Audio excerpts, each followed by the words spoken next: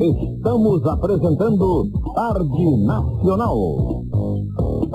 Glaucia Araújo. Agora 5h20 no Rio, aqui no Tarde Nacional, na sua Rádio Nacional AM 1130. Bom, entra em vigor na próxima terça-feira, chamada PEC das Domésticas. A nova legislação será promulgada pelo Congresso em sessão solene, fazendo valer para a categoria direitos como a jornada diária de 8 horas, e o que exceder vai ser hora extra com remuneração 50% maior que a hora normal. Outros benefícios como FGTS, adicional noturno e salário família ainda vão depender de regulamentação. A proposta de emenda à Constituição foi aprovada terça-feira por unanimidade pelo Senado. A presidenta da Associação de Magistrados da Justiça do Trabalho da Primeira Região, juíza Áurea Sampaio, deu algumas orientações sobre essas novas relações de trabalho. Deve estabelecer com o empregado que já trabalha, a partir da vigência dessas novas regras, por exemplo, o horário de trabalho, para que não ultrapasse a jornada, que agora é de 8 horas diárias ou 44 semanais, recolher o que garantia quando houver a regulamentação, e tentar e conversar com a empregada para estabelecer as novas regras dessa relação de trabalho. No caso especial da creche prevista na PEC, a juíza Áurea Sampaio explicou que o tema ainda depende de um posicionamento do governo. Esses são dos direitos que dependem de regulamentação ainda. Se o governo ou conceda esse benefício, com um abatimento na Previdência, no imposto de renda, entendeu? Porque esse benefício, nem mesmo as empresas em geral, os trabalhadores em geral, têm assegurado por lei. Às vezes, a partir de determinado número de empregados, então não é uma pessoa que tem um empregado só e poucos empregados, não é obrigada a fornecer a creche, a não ser por norma punitiva ou a partir de um determinado número de empregados. Então, acredita-se que na regulamentação desse direito, o governo ou assuma a concessão desse benefício ou ter ao empregador alguma compensação. A presidenta da Associação de Magistrados da Justiça do Trabalho disse ainda que o impacto dessas garantias dependerá de cada caso e falou sobre as garantias que, além da creche, dependem de regulamentação. Salário família ainda depende de regulamentação, porque também dos empregados em geral é o empregador paga, mas ainda tem o ressarcimento através de abatimento dos recolhimentos presidenciários. O adicional noturno ainda precisa ser regulamentado. Então, isso de eficácia imediata são alguns direitos apenas. O mais importante que tem causado mais impacto e preocupação no momento é justamente a limitação tornada. A forma como ela vai ser controlada, com relação à hora extra, depende do empregado faz ou não hora extra, né? Porque vai depender da quantidade de horas que ele vai fazer, se fica de forma que ele não a ultrapasse. Então, o impacto vai depender de cada relação, de cada caso concreto. Bom, e assim como sempre, né, diante de uma nova lei que mexe com o mercado de trabalho, também a PEC das domésticas, né, assim que a gente está falando, que foi aprovada essa semana no Congresso, ela já está gerando polêmica entre patrões e empregados domésticos.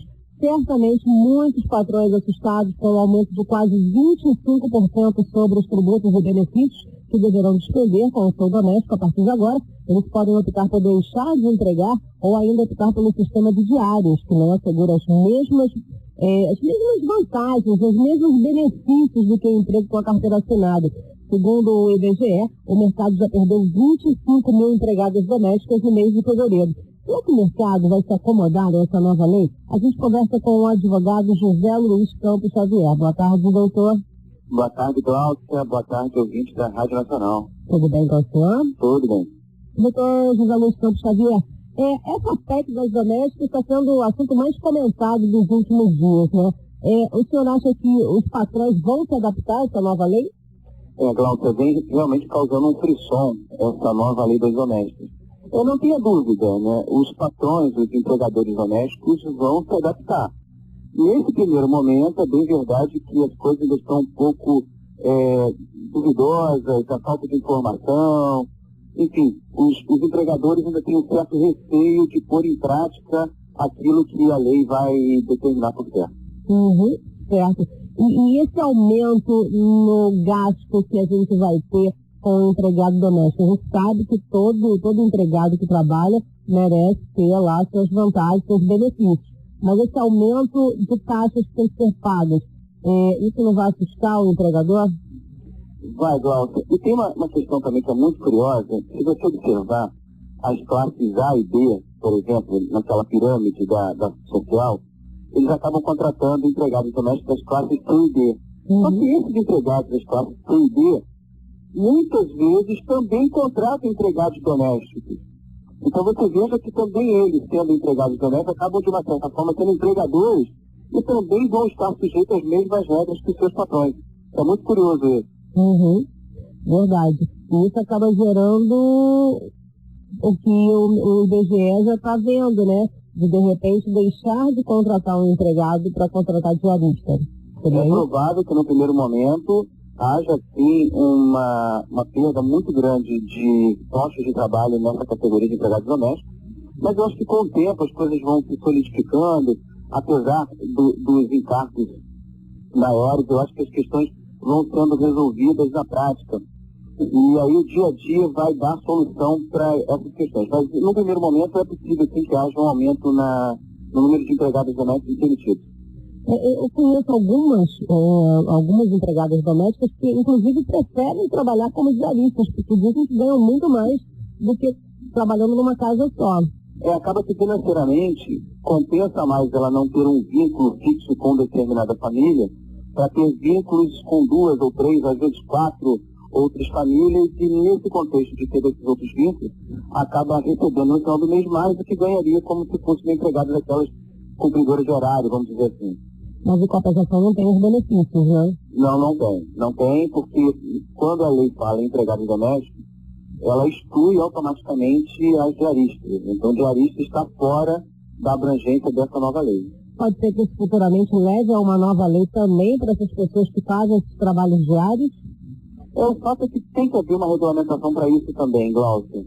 Não se pode permitir hoje que trabalhadores desempenhem suas funções e não tenham um mínimo de direitos garantidos pela consolidação da lei de trabalho ou da própria Constituição. Certo.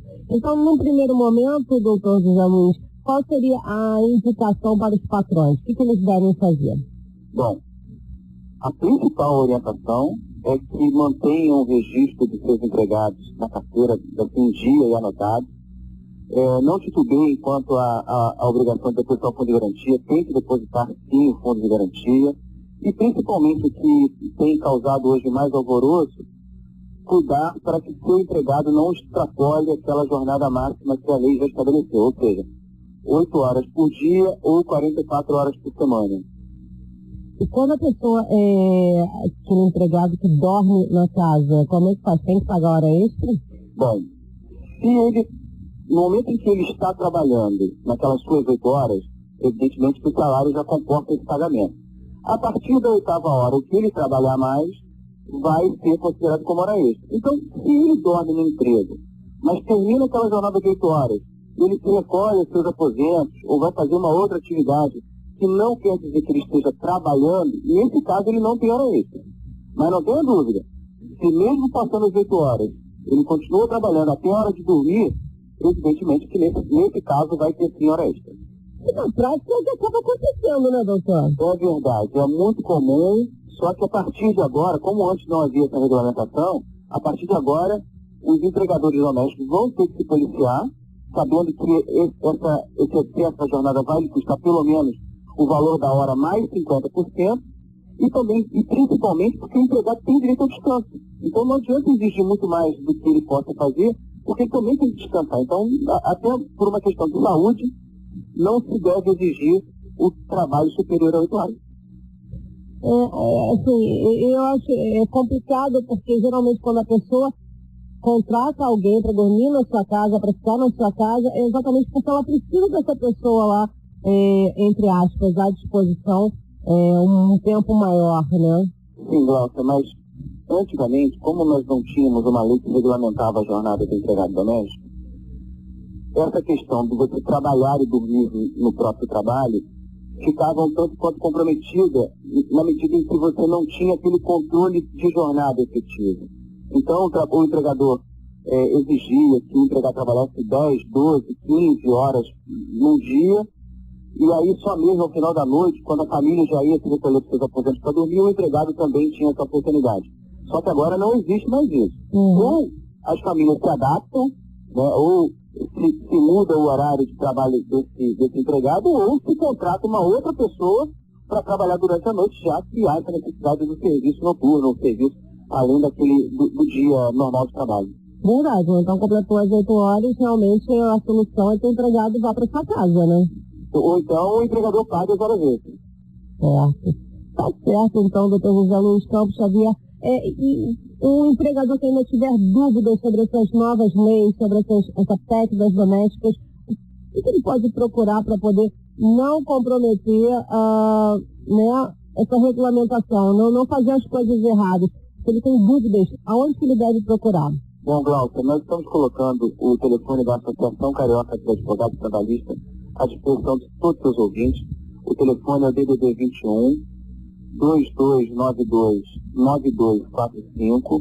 Lá eles poderão tirar as dúvidas com um advogado especialista e aí poder esclarecer efetivamente o que mais lhe incomoda nessa questão do trabalho com o seu empregado doméstico. 2292-9245. Exatamente. Só tem uma dúvida que também alguém estava comentando comigo essa semana e eu também fiquei na curiosidade. Por exemplo, se você está pagando as horas extras, você paga o fundo de garantia, você paga todos os benefícios do empregado doméstico e ele come, dorme na sua casa.